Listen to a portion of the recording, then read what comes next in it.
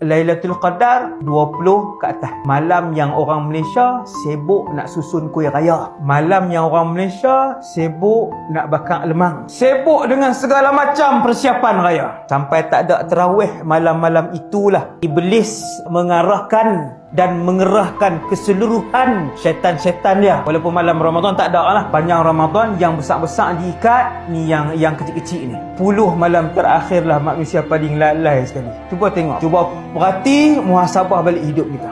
La tanqadi anta lirruhi dawa Ramadan Ramadan Ramadan ya habib Ramadan Ramadan laitaka dawman qarib. Di 10 malam terakhir Ramadan itu Allah siapkan malam Al-Qadar, Lailatul Qadar, yang kualitas malam ini lebih baik daripada 1000 bulan. Kapan datangnya? Dalam keterangan disebutkan 10 malam terakhir Ramadan. Kapan tepatnya? Di malam-malam ganjil 10 malam terakhir Ramadan. Tapi wallahu a'lam, kenapa Allah tidak memberikan langsung kapan waktunya, agar manusia tidak memilah-milih, agar kemudian mereka tetap on the track setiap malam, mengisi malam-malam dengan menghidupkan kebaikan di malam-malam Ramadan. Ayo targetkan dari sekarang. Itikaf 10 malam terakhir Ramadan. Jangan rasa hebat diri, jangan rasa lebih pada orang lain. Kalau kita nampak ada hebat kepada diri kita berlaku, cepat-cepat ingat kepada Allah. Allah tak marah. Allah benci orang yang rasa hebat diri dia. Nampak? Jadi kalau kita ada rasa hebat, buang awal-awal. Kalau kita mati tak dan buang perasaan hebat dalam diri, maka kita akan bangun di hari kiamat nanti dalam keadaan ujub juga. Kerana ujub yang dibenci Allah ini, rasa hebat dengan sesuatu seperti dengan ilmu, dengan amal, atau dengan harta benda dan sebagainya, kebijaksanaan, pandai bang, pandai baca Quran, boleh buat lagu dan sebagainya. Tak apa kita rasa hebat, tapi kena ingat ini kurnia daripada Allah. The reason I'm strong, you where I belong. In a world spinning out of control, the reason for my pride, you are my guide. And I will always follow your way, your way, your way. Haji Ria ada. Nyampe ke sana cuma ingin update status saja. Orang nungguin untuk wukuf Arafah, dia nungguin live. Ceklik suasana ketika wukuf. Maaf ya, jangan diganggu, sedang khusyuk berdoa.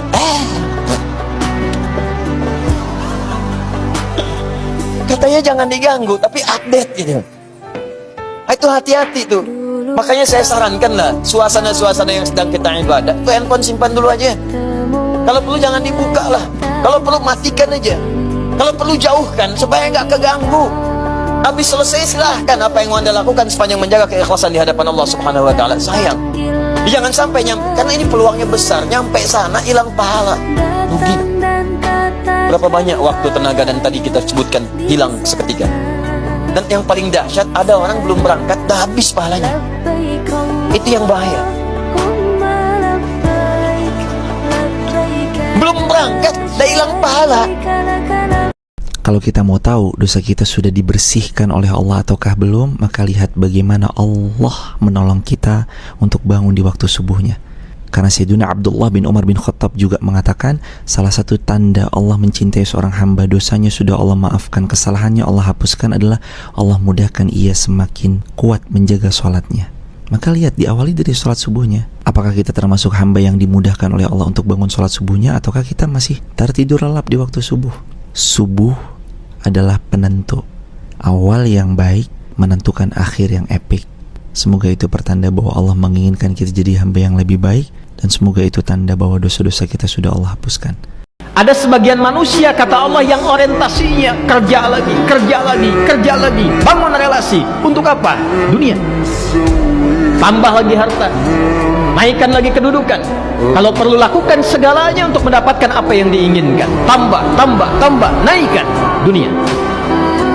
Sepanjang itu dilakukan, dunia dapat. Wa ma lahu fil akhirati min khalaq.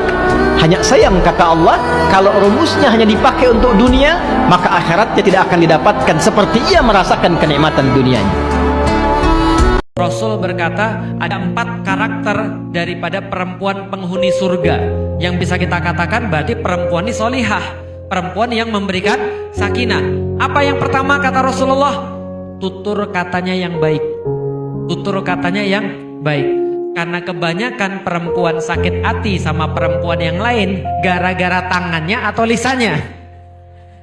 Paham ya? Ibu-ibu, senjata ibu-ibu itu bukan tangan. Senjata ibu-ibu itu lisan. Ibu-ibu bisa loh buat orang bunuh diri gara-gara lisannya. Ibu-ibu bisa loh nyakitin orang gara-gara lisannya. Tapi betapa banyak juga anak-anak yang bukan apa-apa jadi orang gara-gara lisan ibu-ibu.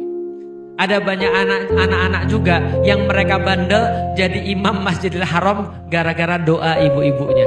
Berarti lisan ibu-ibu ini ngeri banget.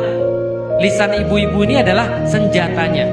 Berarti di dalam rumah tangga yang memberikan ketenangan bagi laki-laki adalah lisannya perempuan.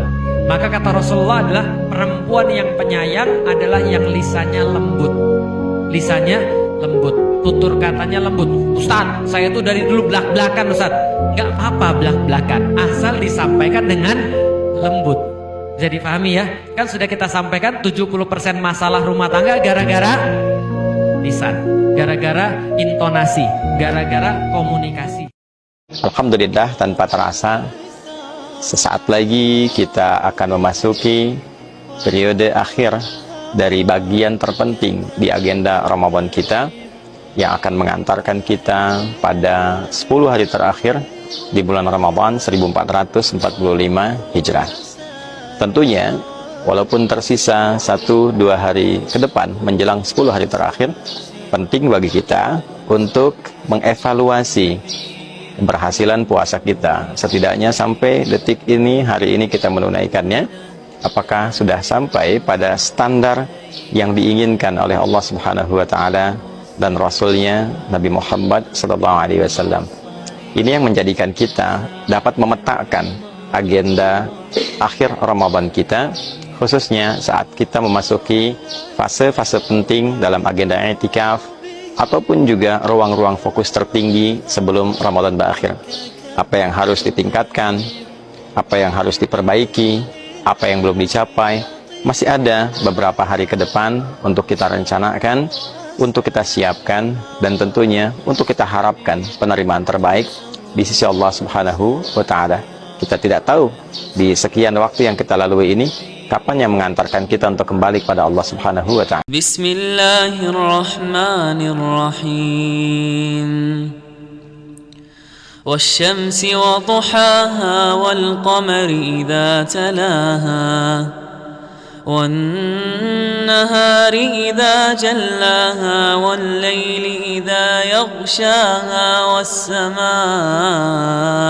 وما بناها والأرض وما طحاها ونفس وما سواها فألهمها فجورها وتقواها قد أفلح من زكاها وقد خاب من دساها كذبت ثمود بطغواها إذ انبعث أشقاها فقال لهم رسول الله ناقة الله وسقياها فكذبوه فعقروها فدمدم عليهم ربهم بذنبهم فسواها ولا يخاف عقباها. Kita diminta menjadi umat yang cerdas. Jangan cuma, maaf, jalani setiap waktu itu. Ya, cuman bangun dari tidur, bekerja, tidur lagi. Bangun tidur, tidur lagi. Habis tidur, bangun lagi. Tidur. Nah, kurang lebih gitu. Nah, itu bukan umat Islam yang sejati. Disebut muslim itu ketika kita punya planning kehidupan yang jelas. Nah, Allah tuh declare, sejak saya ciptakan langit dan bumi, engkau belum ada. Adik engkau belum ada, Asep engkau belum ada, Agus engkau belum ada. Sejak saya ciptakan